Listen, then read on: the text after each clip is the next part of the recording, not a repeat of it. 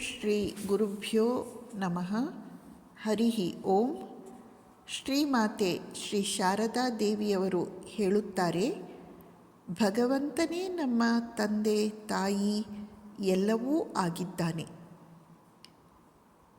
ಅವರ ರೂಪದಲ್ಲಿ ನಮ್ಮನ್ನು ಬೆಳೆಸುವವನು ಅವನೇ, ನಮ್ಮನ್ನು ಕಾಪಾಡುವವನೂ ಅವನೇ.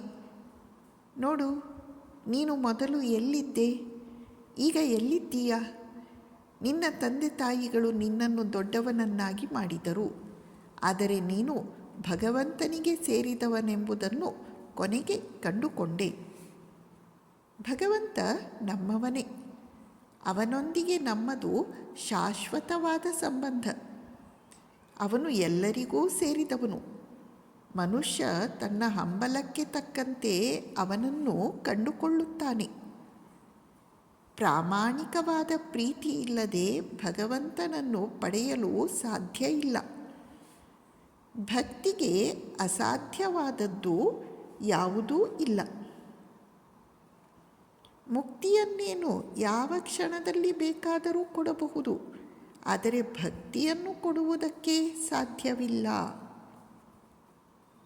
ಅಗತ್ಯವಾಗಿ ಬೇಕಾಗಿರುವುದು ಭಗವಂತನ ಕೃಪೆ. ಅದಕ್ಕಾಗಿ ಪ್ರಾರ್ಥಿಸಬೇಕು.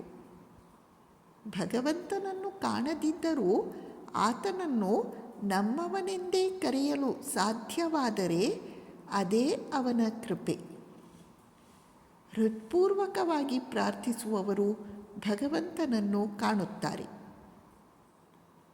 ಈ ಬಿಡಿ ಮಾತುಗಳಲ್ಲಿ ಶ್ರೀಮಾತೆಯವರು ಮುಖ್ಯವಾಗಿ ಹೇಳುತ್ತಿರುವುದು, ಭಗವಂತ ನಮ್ಮವನು, ನಮಗೂ ಅವನಿಗೂ ಶಾಶ್ವತವಾದ ಸಂಬಂಧ ಇದೆ ಎಂಬುದನ್ನು ಕಾಣಲು ನಾವು ಅಥವಾ ಮನಗಾಣಲು ನಾವು ಪ್ರಯತ್ನವನ್ನು ಮಾಡಬೇಕು.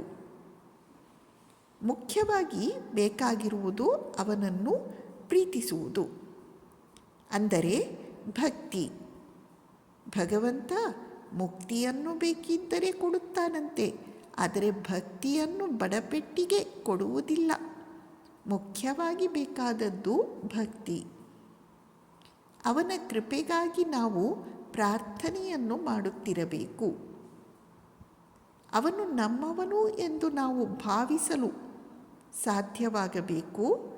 ಇದೇ ಅವನ ಕೃಪೆ. ಎಷ್ಟು ಸುಂದರ ವಾಕ್ಯಪುಂಜಗಳು ಇವು. ನಮಸ್ಕಾರ.